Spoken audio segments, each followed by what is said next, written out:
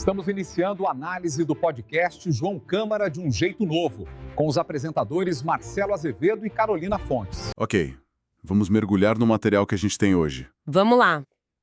É um conjunto de fontes bem específico, né? Vem de um grupo político local, o Partido Novo, lá da cidade de João Câmara, no Rio Grande do Norte. Isso. A base do que a gente vai analisar são transcrições de um programa deles no YouTube, um debate político chamado João Câmara de um Jeito Novo. E tem também uma biografia do partido para dar contexto. Uhum. Então, nosso trabalho aqui é tentar entender o argumento central que eles estão construindo, sabe? Como uma má gestão do dinheiro público lá em Brasília pode, na visão deles, gerar um efeito dominó. Pois é. Um efeito que termina afetando a vida de todo mundo, né?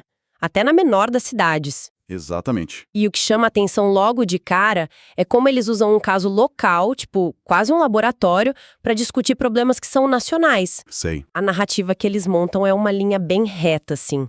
Ela conecta a crise fiscal de um estado inteiro, o Rio Grande do Norte, Certo. com alegações de corrupção a nível federal e o uso político de estatais. O exemplo que eles mais usam é o dos Correios. Vai ser interessante desmontar essa linha de raciocínio peça por peça e ver como eles defendem isso. Vamos começar então pelo ponto de partida deles, que é uma situação política no Rio Grande do Norte, que, lendo as fontes, parece quase surreal. É bem curioso, né? Eles descrevem o cenário em que a governadora, a Fátima Bezerra, estaria planejando renunciar para concorrer ao Senado. O que é um movimento político até comum. Sim, super comum.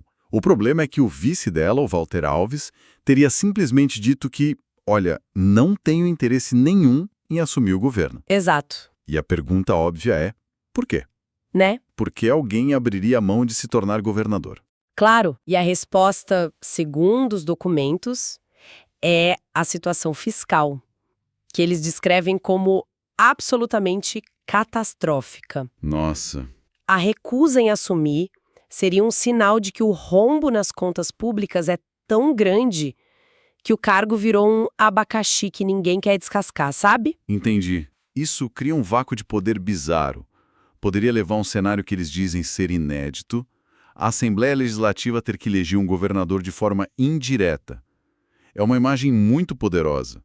Basicamente, o que as fontes estão dizendo é que a gestão chegou a um ponto tão crítico que nem o poder é um prêmio que vale a pena. Exato. E eles usam uma expressão popular para resumir o alerta. Qual delas? Ver a barba do vizinho pegando fogo e colocar a sua de molho. Ou seja, isso não é uma crise política distante. É um sintoma de algo muito, muito maior. E as consequências desse algo maior são bem concretas, né? O material não fala só de números, de dívidas. Não mesmo. Ele detalha o que isso significa na prática para a população. Hospitais regionais em estado precário, obras de infraestrutura paradas. A economia patinando. Isso. E a segurança pública sendo descrita como praticamente inexistente. É o colapso dos serviços básicos. E qual a solução que o governo apresenta, segundo os debatedores? Adivinha? Sempre a mesma, pelo que eles indicam: aumento de impostos. O exemplo citado é o ICMS. Isso, que é o Imposto sobre Circulação de Mercadorias e Serviços.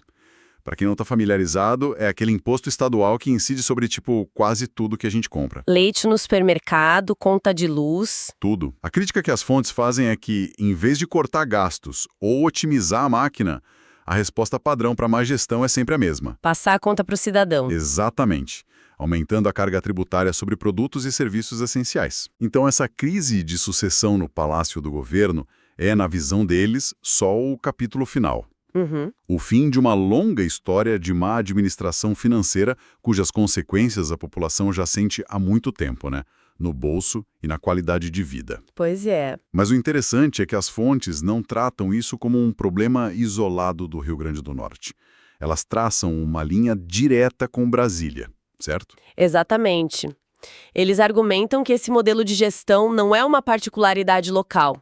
É um reflexo de um padrão que vem do governo federal. E como eles ilustram isso? Eles usam um exemplo que todo mundo conhece: os Correios. Ah, claro. A narrativa apresentada é que a estatal não está em crise porque as pessoas pararam de mandar cartas. O problema, segundo eles, seria outro. Que seria gestão fraudulenta, corrupção e principalmente o loteamento de cargos para afiliados políticos. Gente sem nenhum preparo técnico para a função. É a clássica acusação de aparelhamento da máquina pública. Mas as fontes também trazem um contraponto, o que é interessante. Sim, elas mencionam isso. Eles citam um comentarista que defende a ideia de que o lucro dos Correios na gestão anterior, do governo Bolsonaro, foi falso, porque teria sido obtido cortando direitos e reduzindo salários dos funcionários. Sim, e a reação dos apresentadores do programa a esse argumento é bem direta e até um pouco ácida. O que eles dizem? A transcrição registra a fala de um deles dizendo que, e eu cito, nenhuma empresa foi criada para fazer caridade. Direto. Muito. E que o objetivo de qualquer companhia, pública ou privada, é ser sustentável e, se possível, lucrativa. Eles chegam a propor de forma irônica que os próprios funcionários assumam a gestão para ver se conseguem fazer melhor. Entendi.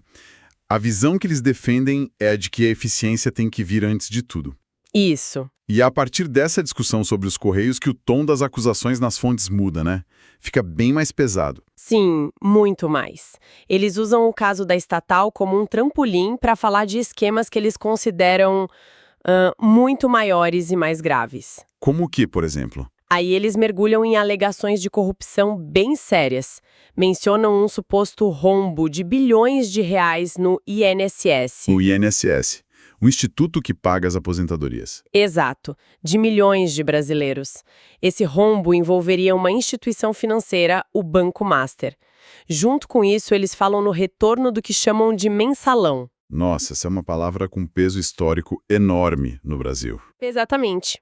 Para quem talvez não se lembre, o mensalão foi um dos maiores escândalos políticos do país, um esquema de compra de votos de parlamentares no Congresso. Que marcou o primeiro governo Lula. Isso. Ao resgatar esse termo, as fontes estão fazendo uma acusação muito forte, sugerindo que um padrão histórico de corrupção estaria se repetindo. Sei. Mas desta vez, segundo eles, operado pelo filho do presidente, que estaria recebendo um valor mensal de R$300 mil. É fundamental frisar aqui, são alegações extremamente graves apresentadas nas fontes que estamos analisando. Sem dúvida. E eles enquadram tudo isso dentro de uma ideia de cortina de fumaça.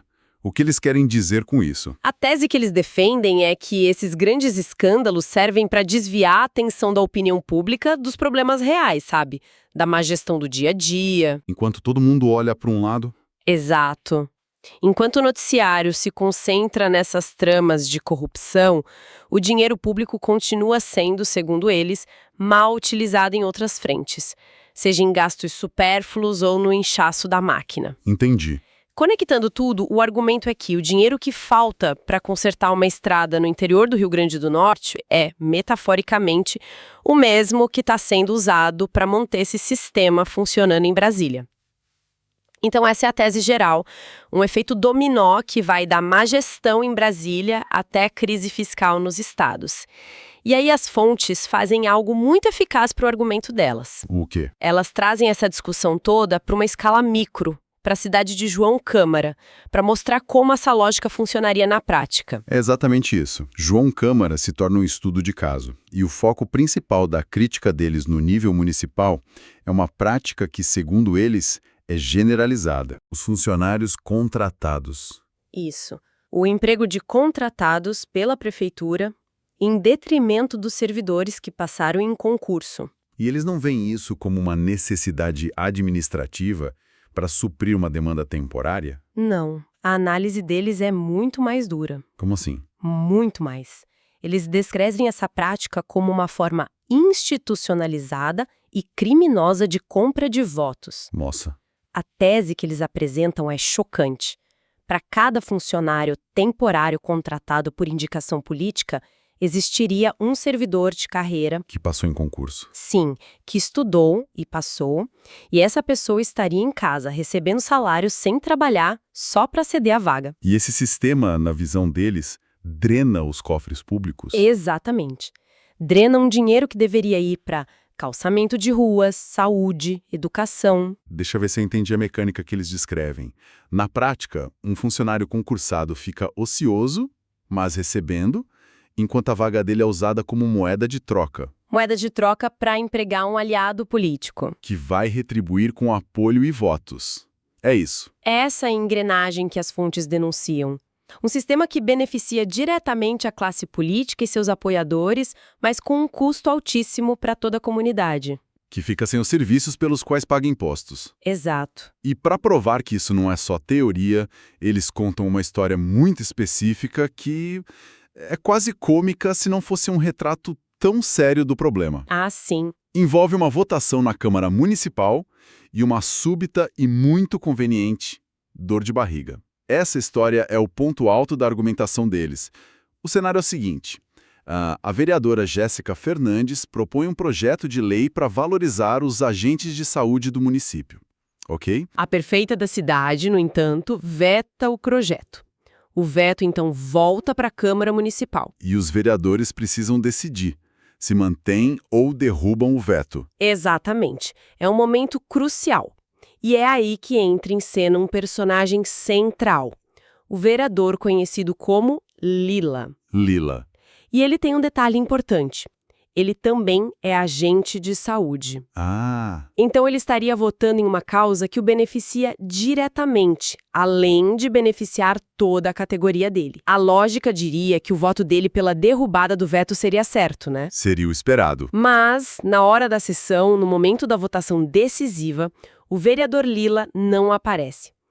A justificativa oficial, segundo as fontes, foi uma crise de dor de barriga. Uma dor de barriga que mudou o resultado de uma votação importante para uma categoria inteira. E a explicação que as fontes dão para esse episódio é a materialização de tudo que eles vinham denunciando. Que seria? A alegação é que o vereador não poderia votar a favor da própria categoria e contra os interesses da prefeita, porque ele teria familiares empregados em cargos comissionados na prefeitura. Ele estaria refém do Poder Executivo. Exatamente. Esse caso é usado como a prova cabal de que a maioria na Câmara foi comprada com cargos, tornando os vereadores incapazes de defender os interesses da população ou, como nesse caso, até os seus próprios interesses. Ok, o diagnóstico apresentado pelas fontes é sombrio, detalhado e vai do federal ao municipal. Diante desse quadro todo, qual é o caminho, a solução que eles apontam? Bom, as fontes se identificam claramente como sendo do Partido Novo, né? E o documento biográfico que a gente analisou descreve a ideologia do partido. Que se baseia em quê? Princípios como menos intervenção do Estado na economia, responsabilidade fiscal rigorosa, ética, transparência. E um ponto central para eles, o fim do uso de dinheiro público para financiar campanhas eleitorais. E como isso se traduz na prática em João Câmara? Lá, eles se posicionam como uma força de ruptura com o que chamam de velha política. E é interessante que eles não miram só na gestão atual da prefeita Aís Bezerra. Eles miram em quem mais? Eles colocam no mesmo grupo o antecessor dela, Maurício Caetano, descrevem os dois grupos como farinha do mesmo saco. Entendi. O projeto João Câmara, de um jeito novo, é a principal ferramenta deles. Como eles não elegeram nenhum vereador na última eleição, eles usam as redes sociais e esse programa para fiscalizar a gestão, apontar os problemas e tentar conscientizar a população. Então a estratégia deles não é tentar jogar o mesmo jogo político, mas sim tentar mudar as regras usando a informação como principal arma. Exatamente. Eles se apresentam como um grupo pequeno, sem mandato, sem verba de gabinete, sem estrutura, mas que insiste em um discurso técnico e na exposição dos problemas.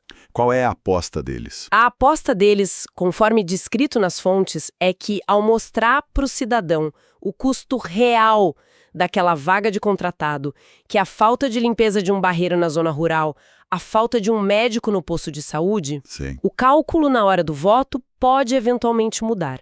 É uma aposta na conscientização a longo prazo. Fizemos um percurso bem completo hoje. Começamos com um Estado à beira de uma crise de sucessão por problemas fiscais. Passamos por alegações pesadas de corrupção em Brasília e terminamos analisando uma dor de barriga estratégica numa votação de uma pequena cidade. E o fio condutor que amarra todas essas histórias, segundo o material que analisamos, é o impacto devastador da irresponsabilidade fiscal. e do uso do dinheiro público como moeda de troca política. A mensagem central é essa, então. A mensagem é que o dinheiro público é tratado não como um recurso da sociedade, mas como patrimônio do grupo político que está no poder. E essa lógica, segundo eles, se aplica tanto a um suposto rombo bilionário no INSS, quanto à falta de um serviço básico na zona rural. O mecanismo por trás do problema é o mesmo. As fontes focam muito na responsabilidade da classe política por criar e sustentar esse sistema. E isso nos deixa com uma reflexão final. Pois é. O material descreve em detalhes um ciclo de clientelismo onde cargos e favores são trocados por apoio e votos. A questão que fica, e que vai além dos políticos, chegando até o eleitorado que participa desse sistema é: o que é preciso para que uma comunidade inteira decida coletivamente que um serviço público de qualidade e funcional é mais valioso do que um benefício individual e temporário. Estamos iniciando a análise do podcast João Câmara de um Jeito Novo, com os apresentadores Marcelo Azevedo e Carolina Fontes.